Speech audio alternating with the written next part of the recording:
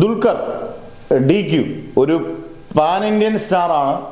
നമുക്കറിയാം കാന്ത എന്ന് പറയുന്ന സിനിമയൊന്നും വലിയ വിജയമൊന്നും ആയില്ലെങ്കിൽ പോലും ആ സിനിമ ബാഹുബലിയോ KGF പോലും ആരും പ്രതീക്ഷിച്ചൊന്നുമില്ല.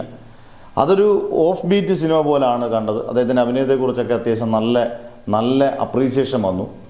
ദുൽഖർ തമിഴിലും തെലുങ്കിലും ഈവൻ നമ്മൾ ഹിന്ദി പോലും ചുപ്പെന്ന് പറയുന്ന സിനിമ ഗംഭീര സിനിമയായിരുന്നു. അത് വലിയ വിജയം നേടിയില്ലെങ്കിൽ പോലും എല്ലാ ഭാഷകളിലും അറിയാവുന്ന അല്ലെങ്കിൽ നായകനായിട്ട് തിളങ്ങാൻ പറ്റിയ ഒരേ ഒരു നടൻ ഇപ്പം ദുൽഖർ മാത്രമാണ്. നമ്മൾ ഫഹദ് ഫാസിലിലേക്ക് വെച്ച് നോക്കുമ്പോൾ ഫഹദ് ഫാസിലിൻ്റെ നായകനായി ഹിറ്റടിച്ച തമിഴോ തെലുങ്കോ ഹിന്ദിയോ ചിത്രങ്ങളൊക്കെ ഉണ്ടെന്ന് പറഞ്ഞാൽ ഇല്ല. ഇപ്പോൾ വിക്രത്തിൻ്റെ കൂട്ടോ അല്ലെങ്കിൽ കമൽഹാസൻ്റെ കൂട്ടോ അല്ലെങ്കിൽ രജനീകാന്തിൻ്റെ കൂട്ടത്തിൽ അഭിനയിക്കുമ്പോൾ അത് സൂപ്പർ ഹിറ്റ് ആകുമ്പോൾ ഓക്കെ, അല്ലെങ്കിൽ അതിനൊരു കാര്യമില്ല.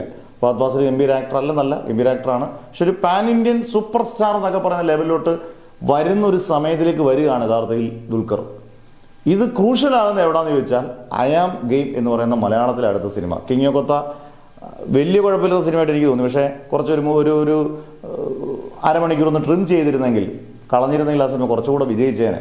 എന്നാൽ പോലും ആ ഫ്ലോപ്പ് പടത്തിന് കിട്ടിയ കളക്ഷൻ നമ്മൾ ഞെട്ടിക്കുന്നതാണ്. അതിന് അത്രയും സ്റ്റാർഡം ഉണ്ട്. ഇവിടെ അദ്ദേഹം ഒരു 2-3 വർഷത്തിന് ശേഷമാണ് ഐ ആം ഗെയിം എന്ന് പറഞ്ഞ നഹാസ് സമയം ചെയ്യുന്ന പടത്തിൽ അഭിനയിക്കുന്നത്.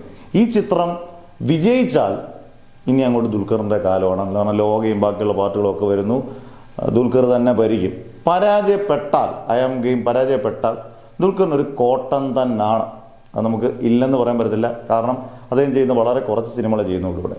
അത് വിജയിക്കട്ടെ. ദുൽഖർ ഇനി അങ്ങോട്ട് മലയാള സിനിമയിൽ ഒരു വലിയ താരമായി മാറട്ടെ എന്ന് നമുക്ക് ആശംസിക്കാം.